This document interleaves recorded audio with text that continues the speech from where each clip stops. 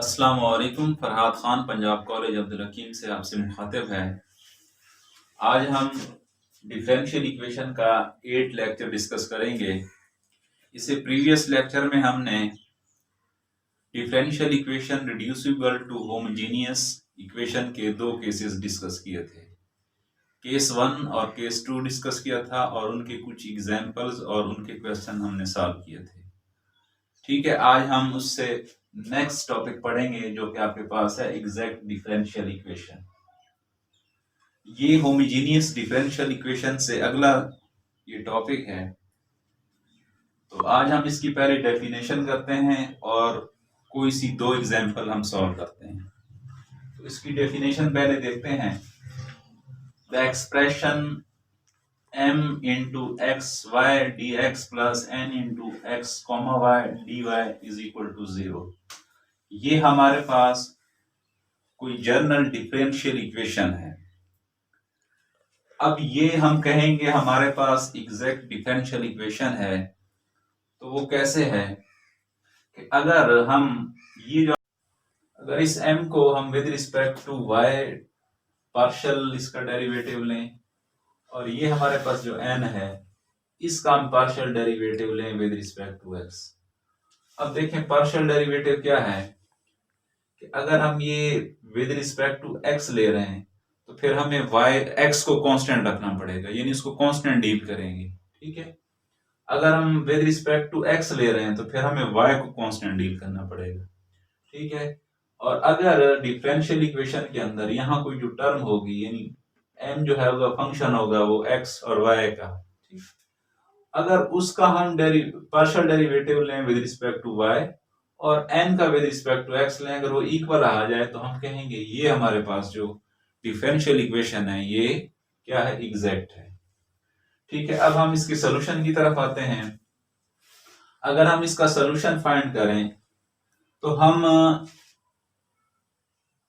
एक नाम देंगे किसी भी, यानी हमारे पास जो डेरिवेटिव या उसका पार्शियल डेरिवेटिव हम लेंगे ना m का, ठीक है ना, यहाँ पे अगर m का लें तो हम उसको कह रहे हैं कि ये हमारे पास किसी s के इक्वल है, यानी हमने एक फर्जी नाम दिया इसको।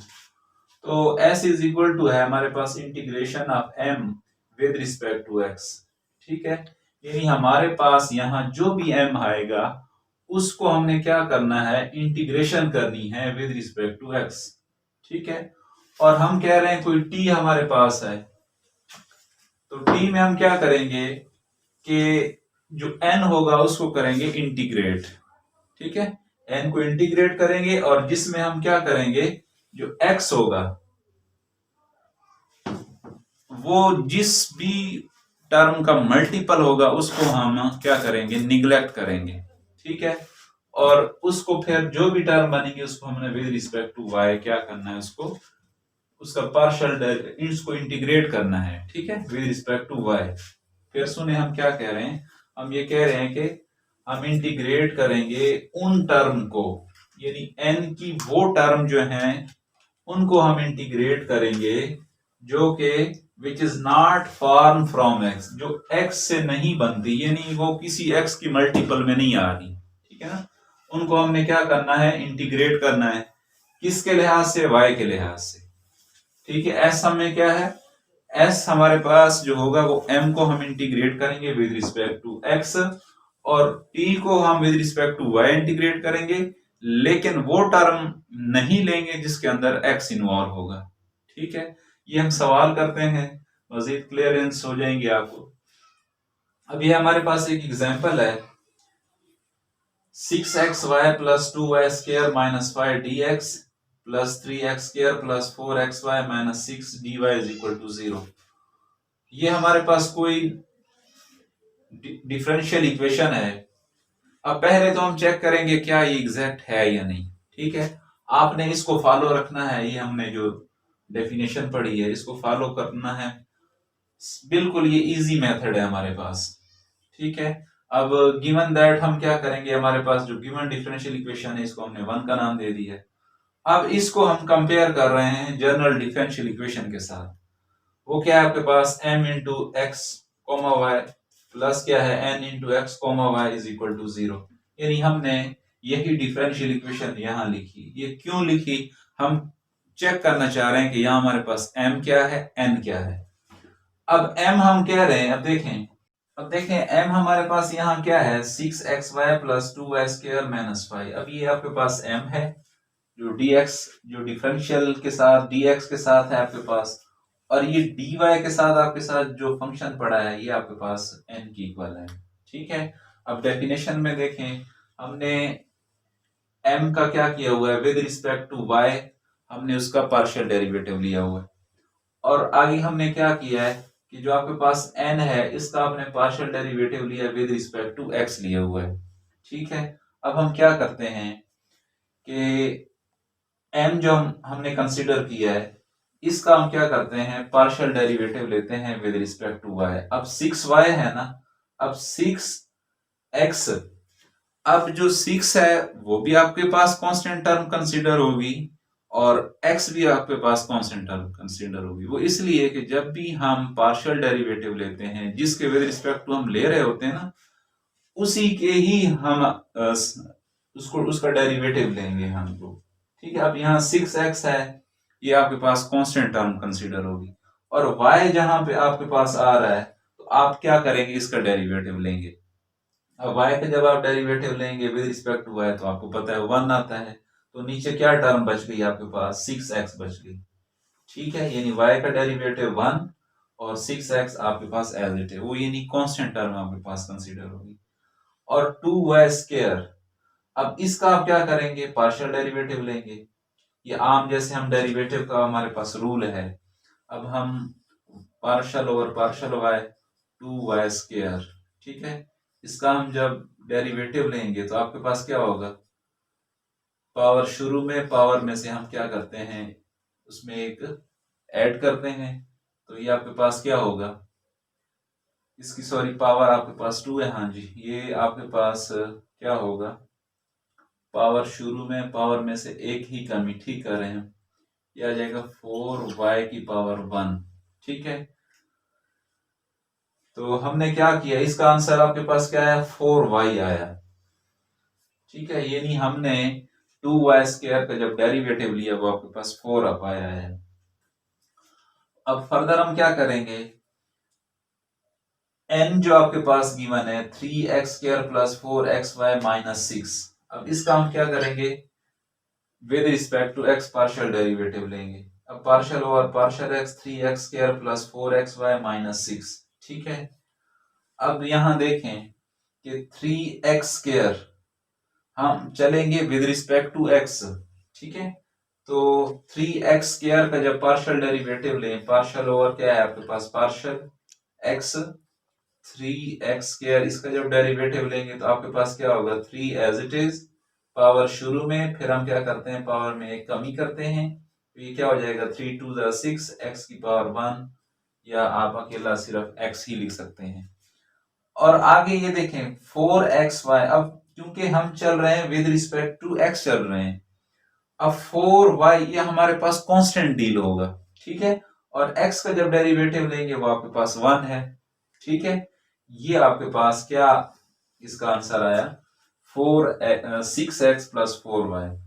अब यहां देखें कि हमारे पास partial m over partial y, इसका आंसर क्या है, 6x प्लस 4y, और partial n over partial x, इसका आंसर हमारे पास क्या आया, 6x प्लस 4y। तो देखें ये हमारे पास इक्वल आ रहे हैं, जब इक्वल आएंगे तो हम यहाँ कहेंगे कि partial m over partial x is equal to partial m over partial y, ये आपस में क्या है, सेम है। जब सेम है तो हम कहेंगे वो हमारे पास एग्जैक्ट डिफरेंशियल इक्वेशन है, जो कि हमने डेफिनेशन में भी यही पढ़ा है। ठीक है, अब जब एग्जैक्ट डिफरेंशियल हमारे पास बन गई, अब हम इसकी सोल्यूशन की तरफ आते हैं। अब सोल्यूशन मैंने इंतहाई शॉर्ट मेथड से यहाँ पे किया है, इसके और भी काफी सारे मेथड हैं, लेकिन मैंने इंतहाई शॉर्टकट मेथड जो है उसको यूज किया है। ठीक है, अब यहाँ जो मैंने सोल्यूशन थोड़ा बहुत ब्रीफली समझाया भी था कि जो आपके पास s होगा उसमें आपने वो किसकी इक्वल रखेंगे हम लोग, वो हम जो m ले रहे होंगे उसको आपने क्या करना है, इंटीग्रेट करना है विद रिस्पेक्ट टू एक्स। ठीक है, जो हम m कंसीडर करेंगे उसको आपने क्या करना है, उसको इंटीग्रेट करना है विद रिस्पेक्ट टू x। ठीक है, ये क्लियर है। अब देखें यहां हम लिखेंगे s is equal to integral m d of x। ठीक है ना। अब देखें कि m आपके पास क्या आ रहा है, m आपके पास है 6xy प्लस 2y² माइनस 5। ये हमने उसी की जगह, यानी m की जगह ये कीमत हमने क्या कर दी, पुट कर दी। अब आगे हम क्या करेंगे, इसका अलहदा, ठीक है ना, इंटीग्रेशन के रूल होते हैं कि आप इसको अलहदा इंटीग्रेट करें, इसको अलहदा करें, इसको अलहदा करें। ठीक है, अगर आपकी इंटीग्रेशन बहुत अच्छी है तो आप यहीं पे इसको कर सकते हैं, कोई इशू नहीं है। अब जब हम इसको विद रिस्पेक्ट टू एक्स इसको डिफरेंशिएट कर रहे हैं, तो अब हम क्या करेंगे कि जो हमारे पास y की जो टर्म होगी उसको हमने क्या करना है, कांस्टेंट कंसीडर करना है। ठीक है, अब देखें कि यहां हमारे पास है 6xy। अब हम विद रिस्पेक्ट टू x चल रहे हैं, अब जो आपके पास y वाली जो टर्म होगी वो कांस्टेंट कंसीडर होगी, और 6 तो वैसे हमारे पास कांस्टेंट ही है।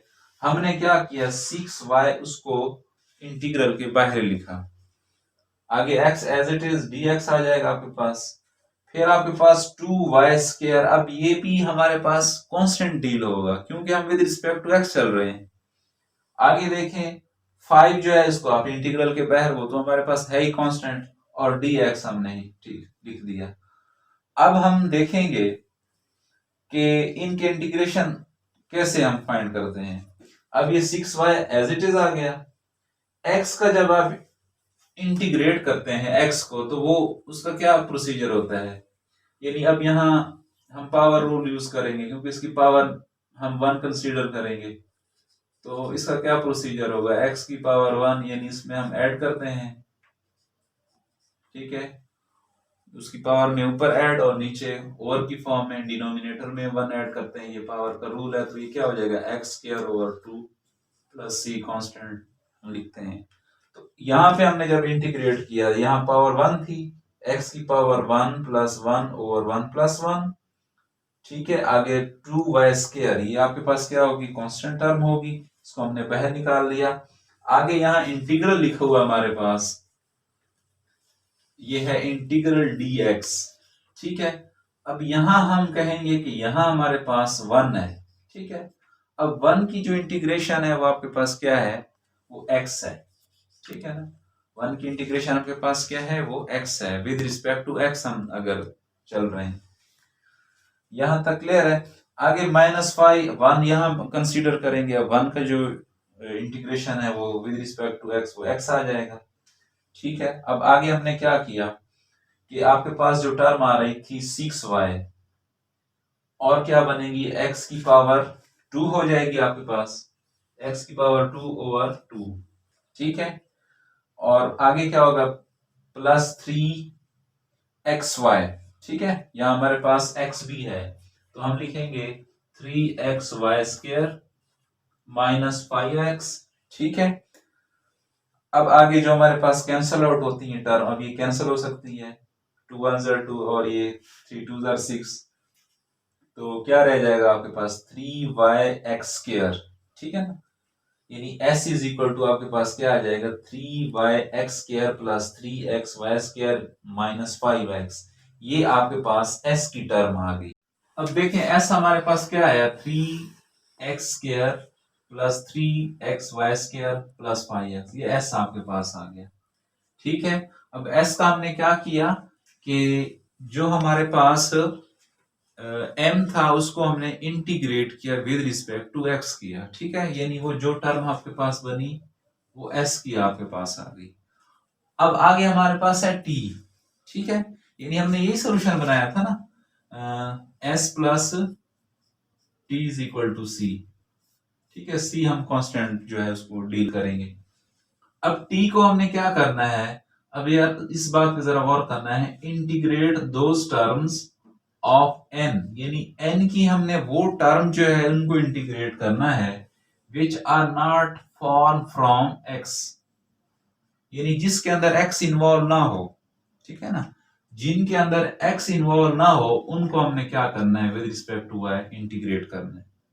ठीक है, अब देखें कि मैं यहां लिखता हूं n आपके पास क्या है, n आपके पास था 3x square plus 4xy minus 6। अब देखें इसमें से हमने वो टर्म लेनी है जिसके अंदर x जो है वो इन्वॉल्व ना हो। अब जरा देखें, ये आपके पास टर्म है, इसके अंदर x इन्वॉल्व है, xy इसके अंदर भी इन्वॉल्व है, लेकिन ये टर्म ऐसी है जिसके अंदर आपके पास x इन्वॉल्व नहीं है। ठीक है, यहां उसने क्या कहा, integrate those terms of n, यानी n की हमने वो टर्म्स जो है उनको इंटीग्रेट करना है, ठीक है, जिसके अंदर x इन्वॉल्व नहीं है, यानी वो x से नहीं बनाई गई। ठीक है, which is not form from, जो कि नहीं बनाई गई किससे, x से, और उनको आपने क्या करना है with respect to y integrate करना है। अब देखें t इज इक्वल टू क्या होगा आपके पास इंटीग्रल, अब ये वाला माइनस 6 लेंगे, ये वाला, क्योंकि इसके अंदर क्या है x इन्वॉल्व नहीं है, तो क्या लिखेंगे माइनस 6 dy हमने इसलिए लिखा क्योंकि हम इसको इंटीग्रेट कर रहे हैं विद रिस्पेक्ट टू y। अब माइनस 6 को आप शुरू में लिखें, 1 का 1 साथ लिख लेंगे क्योंकि हम कांस्टेंट को बाहर रख रहे हैं और यहाँ हमारे पास 1 ही आएगा। अब 1 को इंटीग्रेट करें विद रिस्पेक्ट टू आप किसके लिहाज से, y के लिहाज से, तो आपके पास क्या आएगा, वो y आएगा। ठीक है, यानी आप 1 को इंटीग्रेट कर रहे हैं विद रिस्पेक्ट टू y, तो 1 का विद रिस्पेक्ट टू y जो है वो इंटीग्रेशन वो y आएगा, यानी y का सॉरी 1 का क्या आएगा, y ही आएगा आपके पास। अब आगे देखें, जो हमारे पास रिक्वायर्ड सोल्यूशन बनेगा उसमें हम क्या करेंगे, s प्लस टी प्लस सी करेंगे। अब ये आपके पास यहां से यहां तक ये किसकी है वैल्यू, ये s की वैल्यू, यानी s आ गया आपके पास। आगे t की वैल्यू आपके पास माइनस 6 आई, तो ये हमने माइनस 6y ऐड कर दिया। ये आगे आपके पास c है जो कि कोई कांस्टेंट है। ठीक है, ये आपके पास रिक्वायर्ड सोल्यूशन है। अब हम जरा मैं समरी इस क्वेश्चन की बताता हूं कि आपने सबसे पहले क्या करना है कि जो आपके पास m और n होगा, ठीक है, अब m को आपने with respect to y integrate करना है, ठीक है, और n को आपने with respect to x integrate करना है, और उनका आपने क्या लेना है, पार्शियल डेरिवेटिव लेना है। ठीक है, जब आप उनका पार्शियल डेरिवेटिव लेंगे, पार्शियल m और पार्शियल y अगर इक्वल हो जाए पार्शियल n और पार्शियल x, तो हम कहेंगे वो एग्जैक्ट है। जब एग्जैक्ट होगी तो हम फिर क्या करेंगे, हमारे पास अगला प्रोसीजर ये होगा कि हम s लेंगे। ठीक है, कोई हमने मतलब अपनी तरफ से नाम दे दिया, वो जो s होगा उसके अंदर आपने क्या करना होगा कि m की जो टर्म बनाई होगी आपने उसको आपने इंटीग्रेट करना होगा। ठीक है ना, उसको इंटीग्रेट करने के आप किसके लिहाज से, x के लिहाज से। ठीक है, जब x के लिहाज से लेंगे आपके पास कोई टर्म आ जाएगी, फिर आप t बनाएंगे। अब t में आपने क्या करना है, वो टर्म लेनी है जिनके अंदर x इन्वॉल्व ना हो, और उनको फिर आपने क्या करना है, इंटीग्रेट करना है विद रिस्पेक्ट टू y। ठीक है, और आगे इन दोनों को सम अप कर देंगे, आपके पास रिक्वायर्ड सोल्यूशन आ जाएगा। ये यानी कि बेस्ट वे है, यानी बिल्कुल सिंपलेस्ट मेथड है इसका। ठीक है, एक और एग्जांपल से हम इसको करते हैं, मजीद क्लियरेंस हो जाएगी आपको। अब ये वाली एग्जांपल जो है इसको हम सॉल्व करते हैं। अब ये वो कह रहा है कि 3x into x y minus 2 into d x plus x q plus 2y dy is equal to 0। ये आपके पास एक और एग्जांपल है। अब इसमें हम देखते हैं कि हमारे पास m क्या है, n क्या है। इस पे जरा गौर करें, ये आपके पास m है, ये आपके पास n है। ठीक है, यानी इसको मैं नाम दूंगा m और ये n, यानी जो dx के साथ फंक्शन होगा उसको आपने m का नाम देना है, जो dy के साथ फंक्शन उसको n का नाम देना है। अब हम क्या करते हैं कि चेक करते हैं कि आया ये एग्जैक्ट है या नहीं, तो हम m का पार्शियल डेरिवेटिव लेंगे विद रिस्पेक्ट टू y।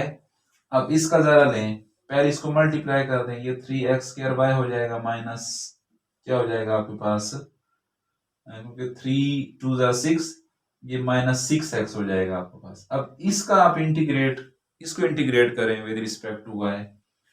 अब देखें कि 3x² ये अब आपके पास कांस्टेंट डील होगा, ठीक है।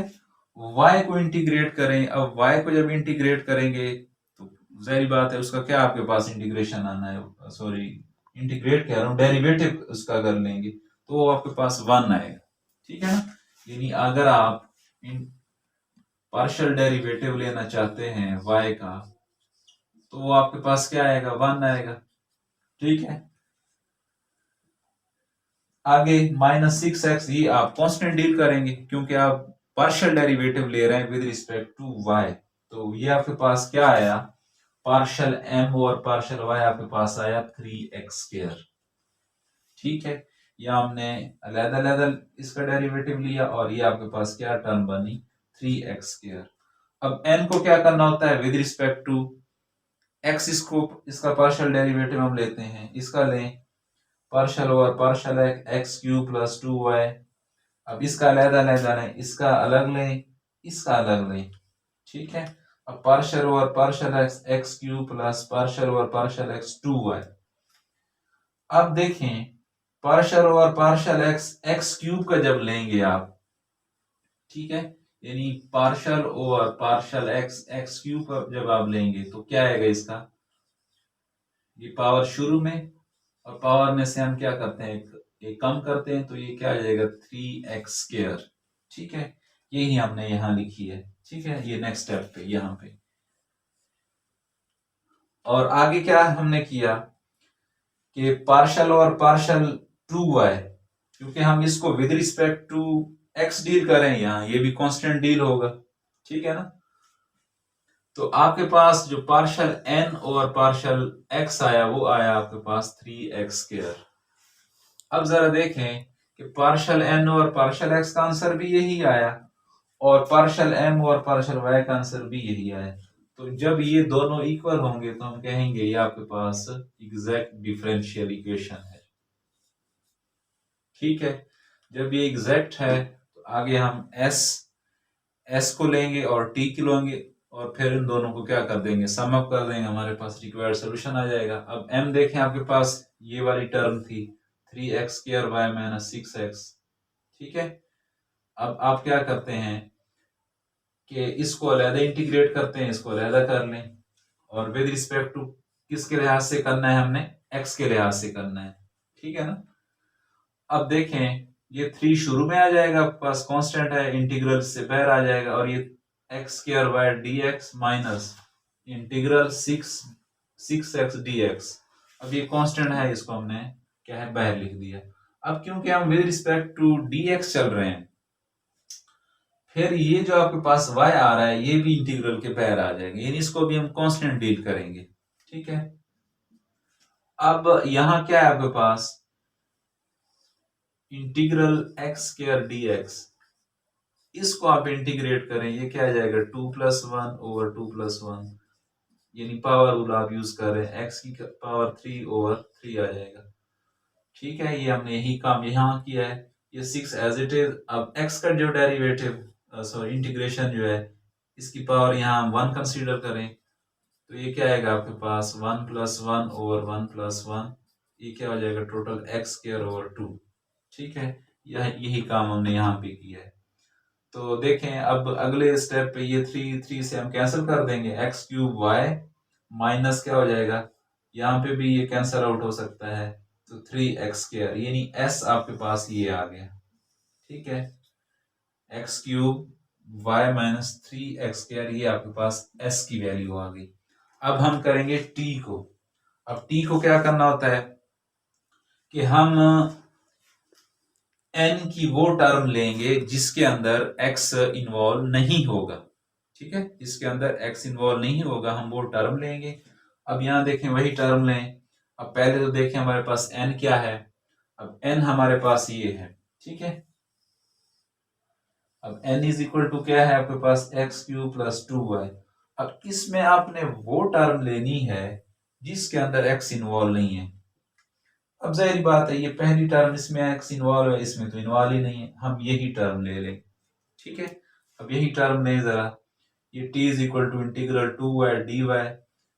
अब क्या करेंगे, ये कांस्टेंट है 2 बाहर आ जाएगा, फिर y का जब इंटीग्रेशन लेंगे पावर 1 कंसीडर करें, 2 इंटू वाई की पावर 1 प्लस 1 और 1 प्लस 1, तो ये क्या हो जाएगी 2y² ओवर 2, ये 2 और y², इससे ये कैंसिल, ये y² आपके पास आ जाएगा, यानी t आपके पास क्या आ गया y²।